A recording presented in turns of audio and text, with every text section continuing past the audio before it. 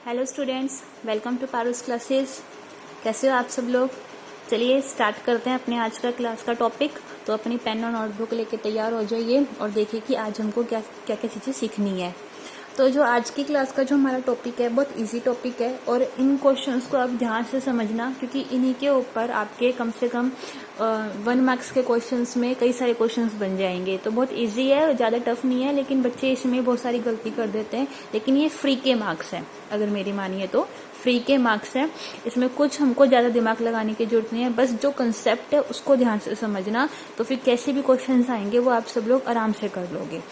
तो जो पहला हमारा कंसेप्ट है, पहला है हमारा बहुपद की घात। मतलब क्वेश्चन में क्या आएगा कि बहुपद की घात निकालिए। नीचे ऐसे कोई बहुपद दे रखे होंगे और आपसे पूछेंगे कि इनमें इन बहुपद की घात क्या है। मतलब क्वेश्चन में यही आ जाएगा कि बहुपद की घात हमारी क्या है। तो यही हमको क्वेश्चन है हमारा कि बहुपद की घात निकालिए। तो देखिए लास्ट क्लास में हमने बहुपद का सीखा था कि बहुपद क्या होते हैं।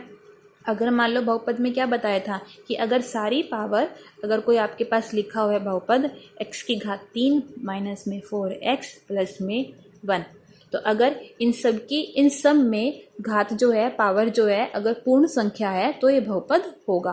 मतलब यहाँ पे x की घात देखो 3 है, यहाँ पे x की घात देखो 1 है।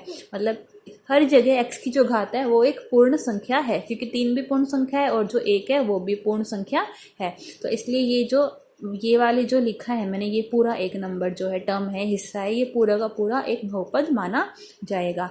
तो अब निकालने हमको कि इस बहुपद की घात क्या है। तो सिंपल सी बात क्या रखनी है आपको दिमाग में बहुपद की घात में। ये बहुपद है हमारे पास, ये पहला क्वेश्चन है। जैसे मान लो ये पहला क्वेश्चन है, x की घात 6 माइनस में x की पावर 4 प्लस में 3। तो जो सबसे बड़ी घात होती है ना, वही बहुपद की घात होती है, बस। और कुछ दिमाग में नहीं रखना। क्या बोला मैंने? जो बड़ी घात होती है वही हमारी बहुपद की घात होती है। आया समझ में? जो बड़ी घात होती है वही हमारी बहुपद की घात होती है। तो आप आंसर में, मतलब यहाँ पे ये जो घात है ना, इस घात का मीनिंग क्या है? ये बहुपद की घात बताएंगे हम, बहुपद की घात। ठीक है, आंसर में आपको पहले क्वेश्चन में ये लिखना है, फिर आंसर में क्या लिखना है? बहुपद की घात कितनी होएगी। इसमें देखो, पहले देखो सारी पूर्ण संख्या है ना, इधर भी x की घात कितनी है? 4। ये भी पूर्ण संख्या है, ये भी पूर्ण संख्या है। मतलब क्वेश्चन ये जो दे रखा है वो ठीक दे रखा है, बहुपद तो है ये। लेकिन अब जो घात बतानी है वो क्या होएगी? जो बड़ी संख्या है, बड़ी पावर है। तो बड़ी पावर कितनी है? 6। तो इसका आंसर कितना आ जाएगा? 6। सिंपल 6 लिख देना। ऐसे इस क्वेश्चन में देखो आप, सेकंड क्वेश्चन में क्या दे रखा है हमारे पास? 2 माइनस में y की पावर 4 माइनस में y की पावर 3। तो इसमें बड़ी पावर कौन सी है? 4। तो ये क्या हो जाएगा? इसकी घात। और ये भी ध्यान रखना कि जो बहुपद दे रखा है वो एक ही चर के अंदर हो, मतलब कि x x x ही हो, y y y y हो। जैसे इधर x x x ही है ना, कोई और तो है ही नहीं। जैसे यहाँ पर भी सिर्फ y y y है, कुछ और है ही नहीं। तो इसलिए ये ध्यान रखना, अगर दो होंगे ना, एक्स बी और वाई बी, तो उसमें ये चीज नहीं अप्लाई होगी, उसके लिए कुछ और है। फिर अभी फिलहाल आपको ये ध्यान रखना है कि एक ही चर होना चाहिए। अगर एक्स का क्वेश्चन है तो सब जगह एक्स होना चाहिए, वाई का क्वेश्चन हो तो वाई होना चाहिए, जेड हो तो जेड हो। अब तीसरे क्वेश्चन में देखो आप, जैसे यहाँ पे कितना लिख रखा है? 2। अब इस तरह के क्वेश्चन में देखो आप, ना तो एक्स है आपके पास ना वाई है, तो घात कैसे पता करें? क्योंकि जो घात होती है वो तो चर की होती है ना हमेशा। लास्ट क्लास में हमने सीखा था ना कि जो बहुपद में चर की घात देखनी होती है हमको। तो यहाँ पे तो कोई चर है ही नहीं, ना एक्स है, ना वाई है, ना जेड है। तो घात कितनी हो जाएगी? 0। सिंपल। तो घात कितनी हो जाएगी? 0। आ गया आई थिंक आप लोगों को समझ में कि बहुपद की घात कैसे निकालते हैं। सिर्फ और सिर्फ क्या देखना है आपको? पावर को देखना है। जो बड़ी पावर होगी वही उसकी बहुपद की घात होगी। अब आते हैं गुणांक में। गुणांक क्या होता है? गुणांक में हमको सिंपल क्वेश्चन कैसे आएगा? गुणांक में किसी एक चर का गुणांक पूछेंगे। जैसे ये पहला क्वेश्चन है, आपको ये बहुपद लिख के दे दिया 4 माइनस एक्स स्क्वायर प्लस में x।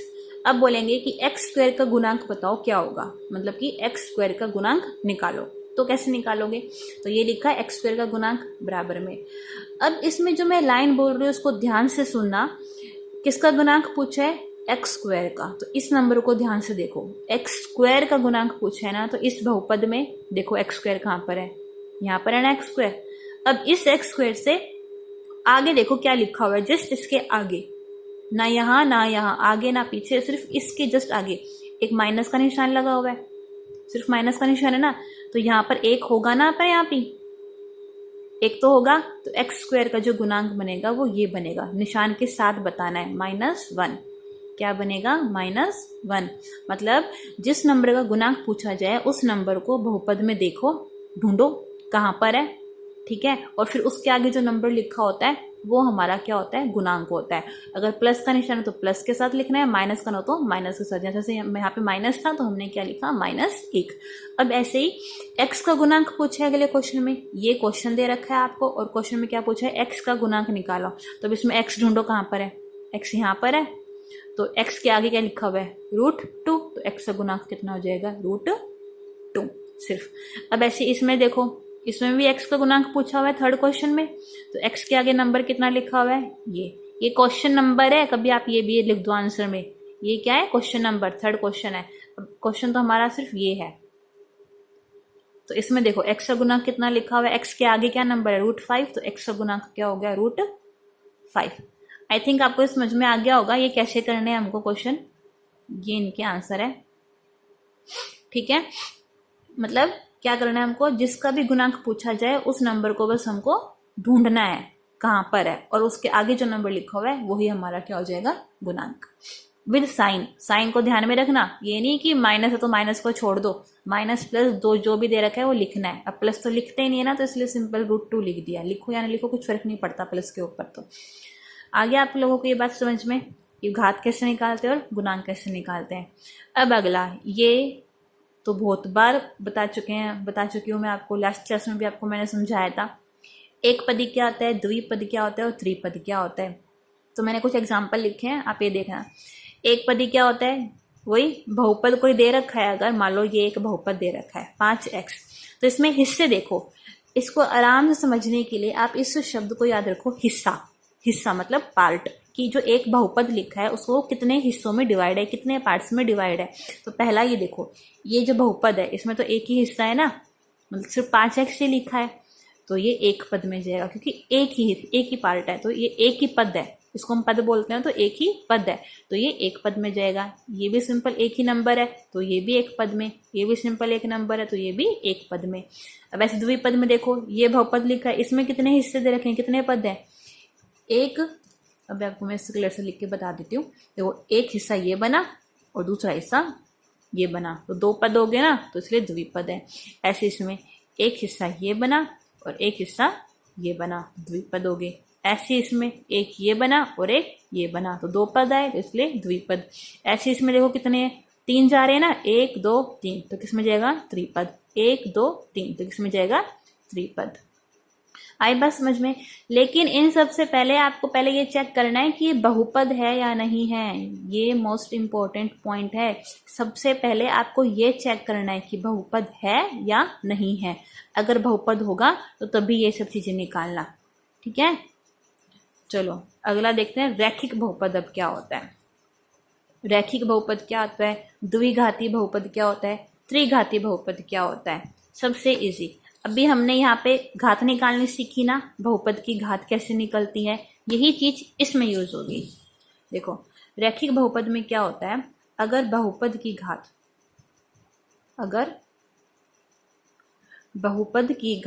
1 है तो वो किस में चला जाता है? रैखिक बहुपद में।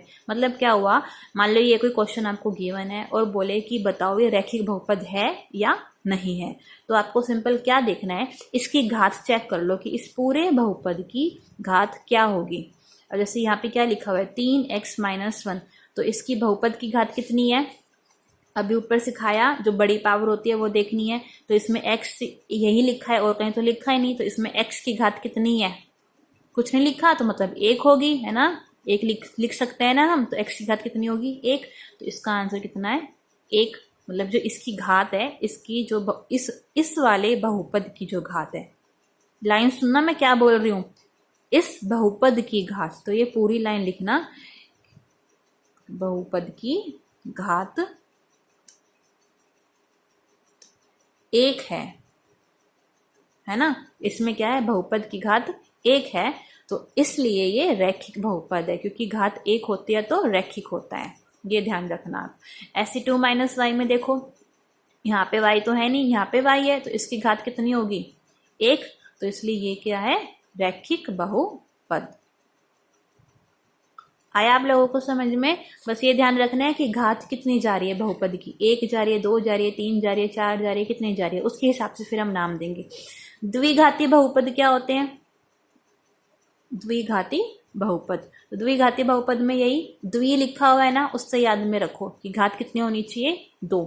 अगर बहुपद की घात 2 निकली तो वो बहुपद क्या हो जाएगा द्विघाती। अब जैसे ये बहुपद एक दे रखा है, इसमें देखो x की सबसे बड़ी पावर क्या है 2 ही है ना, तो इसलिए द्विघात में जाएगा। तो इसका जो आंसर है ये जो 4x² + 9 है, तो इसको आप कैसे लिख सकते हो द्विघाती। द्विघाती क्योंकि, फिर यहाँ पे लिख देना क्योंकि बहुपद की घात 2 है। ये मैं आपको समझाने के लिए लिख रही हूँ, वैसे लिखने की जरूरत नहीं है। बहुपद की घात 2 है। मेरे ख्याल से आप लोगों को समझ में आ गया। ये बस ये साइड में छोटा सा आपको शायद से दिखे ना, लेकिन आप ये जो मैं बोल रही हूँ वो आप ध्यान से सुनो कि क्या लिखोगे, इसमें बहुपद की घात 2 है इसलिए ये द्विघाती बहुपद है। ऐसे इसमें देखो, इसमें x की सबसे बड़ी पावर कितनी है 2, तो ये भी द्विघाती जाएगा। तो इसलिए मैंने यहाँ पे ऊपर शॉर्ट फॉर्म में लिखा है कि अगर घात बहुपद की घात 2 निकले तो द्विघाती बहुपद, अगर घात 1 निकले तो रैखिक बहुपद। अब ऐसे इसमें देखो त्रिघाती में क्या हो जाएगा, घात कितनी निकलनी चाहिए बहुपद की 3 निकलनी चाहिए। तो जैसे मान लो ये एक पूरा बहुपद दे रखा है, इसमें देखो आप घात कितनी जा रही है, x की सबसे बड़ी घात कितनी है 3 ही है ना, x यहाँ भी है, यहाँ भी है, यहाँ तो है ही नहीं, तो यहाँ पे x की घात कितनी है 3, तो इसलिए ये कित में जाएगा त्रिघाती में। ऐसे इसमें देखो y³ - 1, अब इसमें x y तो है, y है, y सिर्फ कहाँ है, यहाँ नहीं है, यहाँ पर है, तो यहाँ की घात चेक कर लो बस, यहाँ पे पावर कितनी है 3, तो इसलिए किस में जाएगा त्रिघाती बहुपद में। अब कुछ क्वेश्चंस है, आपको इन क्वेश्चन से पूरा अच्छे से समझ में आ जाएगा। इन क्वेश्चंस में मुझे क्या छांटना है कि इनमें से कौन सा एक पद है, कौन सा द्विपद है, कौन सा त्रिपद है, कौन सी एक रैखिक है, कौन सा द्विघाती है, कौन सा त्रिघाती है, तो दोनों चीज हम लिखते जाएंगे। ये 6 क्वेश्चन है, इन 6 क्वेश्चन में आपकी अच्छे से प्रैक्टिस हो जाएगी। तो ध्यान से समझना मैं कैसे कर रही हूँ और कैसे पता लगा रही हूँ। पहला क्वेश्चन देखो, पहले हम देखते हैं कि ये पद, इसमें कितने पद आएंगे, पद कितने हैं, तो कितने पार्ट है, एक ये, तो 2 पद है ना, तो ये द्विपदी तो बन गया। आंसर क्या आ जाएगा द्विपद। ठीक है द्विपद। अब आता है घात का, कि घात कौन सी होगी इसमें, तो घात बड़ी कौन सी है 3 है ना, तो 3 में क्या हुआ था, जब घात 3 आती है तो कौन सी आती है त्रिघाती, तो ये कौन सा बन जाएगा त्रिघाती। क्वेश्चन फिनिश, बस इसमें इतना ही करना होता है। अगर क्योंकि क्वेश्चन में क्या पूछा हुआ है हमसे कि निम्न में ये बताओ कि एक पद, द्विपद, त्रिपद, त्रिघाती, रैखिक, द्विघाती छाटिए, तो हम साथ साथ दोनों चीज छाट रहे हैं कि जो ये क्वेश्चन है पद में कौन से नंबर पे जाएगा और घात में कौन से नंबर पे जाएगा। तो पद में तो द्विपद बना और घात में त्रिघाती बना। ऐसे इस क्वेश्चन में देखो ये पद किस में जाएगा, कितने पद है 1 और 2, तो 2 है तो ये द्विपद ही जाएगा। अब घात में देखो किस में जाएगा, घात कितनी है x की, घात हमेशा x से चेक करनी है क्योंकि हम ये घात मतलब क्या है बहुपद की घात निकाल रहे हैं। किसकी घात निकाल रहे हैं बहुपद की, तो बहुपद की घात इसमें कितनी है, बड़ी पावर देखो कितनी है 2, तो ये 2 मतलब क्या होता है, जब घात 2 होते हैं तो क्या बन जाता है द्विघाती, तो ये क्या बन जाएगा द्विघाती। ऐसे इसमें देखो z की घात 2, अब पद देखो कौन सा जाएगा, एक ही नंबर लिखा हुआ है तो मतलब ये एक पद ही है। घात किस में जाएगा, z की घात कितनी दे रखी है 2, तो मतलब ये द्विघाती में जाएगा। ये इन्वर्टेड कोमा मतलब यही चीज यहाँ पे आ जाएगी। अब ऐसे इसके अंदर देखिए आप, इतना पूरा ये बहुपद दे रखा है बड़ा सा, है ना, तो ये कितना है, कितने पद निकले इसमें 1 2 3 4, 4 पद निकल गए है ना एक पदी बना, ना द्विपदी बना, ना त्रिपदी बना, है ना, तो एक क्रॉस आ जाएगा उसमें तो। और घात कितने बनेगी इसके अंदर, घात चेक करो, सबसे बड़ी घात किस में है x की, यहाँ पे x नहीं है, यहाँ पे x की घात कितनी है 1, यहाँ पे x की घात 2, यहाँ पे x की घात 3, तो सबसे बड़ी घात कितनी है 3, तो 3 है तो क्या बन जाएगा ये त्रिघाती। ठीक है। अब ऐसे ही इसके अंदर देखो आप 6 माइनस वाई स्क्वायर, इसके अंदर जो बहुपद है, ये जो पद है कितने हैं, 1 और 2, 2 पद है तो किसमें चला जाएगा, द्विपद में। घात देखो, y की घात बड़ी कौन सी है, यहाँ पे y है नहीं, यहाँ पे y कितनी है, 2, तो यहाँ पे 2 मतलब द्विघाती। अभी लास्ट वाले क्वेश्चन में देखो 4x स्क्वायर लिखा हुआ है, तो ये पूरा जो नंबर है एक ही नंबर दे रखा है, तो मतलब ये किस में जाएगा, एक पद में। मतलब आपको क्या करना है, जब भी आप ये पद का चेक करते हो, जब पद लिखा होता है पद का चेक करते हो, तो आपको क्या देखना है कि कितने पार्ट्स में डिवाइड है। और जब आप घात का पता लगाते हो कि एक घातीय, द्विघातीय, त्रिघातीय, तो तब आपको क्या देखना होता है, बड़ी पावर को ढूंढना होता है कि बड़ी पावर कितनी है, और फिर उसके हिसाब से हम नाम देते हैं। अगर घात 1 बनी तो रैखिक बहुपद बोल देते हैं, अगर घात 2 बनी तो द्विघातीय बहुपद बोल देते हैं, घात अगर 3 बनी तो त्रिघातीय बहुपद बोल देते हैं। तो अब यहाँ पे देखो घात कितनी है, 2, तो क्या बोलेंगे, द्विघाती, बस हो गया। तो यही आपको करना होता है इसके अंदर। तो इस तरह के जो क्वेश्चंस है आपके 1-1 या इस तरह के जो क्वेश्चंस आएंगे वो आपके 1-1 मार्क्स के आते हैं, इससे ज़्यादा के नहीं आते ये क्वेश्चंस, लेकिन बहुत फ्री के मार्क्स हैं ये, तो इनको गलत मत करना आप लोग। और वीडियो को दोबारा से ध्यान से देखना, अगर आपको ना समझ में आए तो एक एक लाइन पॉज करके देख लेना, स्टॉप करके, कि क्या मैंने बोला और कैसे आपको समझाया है, इससे आपको और अच्छे से क्लियर हो जाएगा। और अगर आप पहली बार मेरी वीडियो को देख रहे हो तो आप चैनल को सब्सक्राइब करके जरूर जाना, ताकि आपको नई और वीडियोज़ टाइम पे मिलती रहे। Thank you, good day.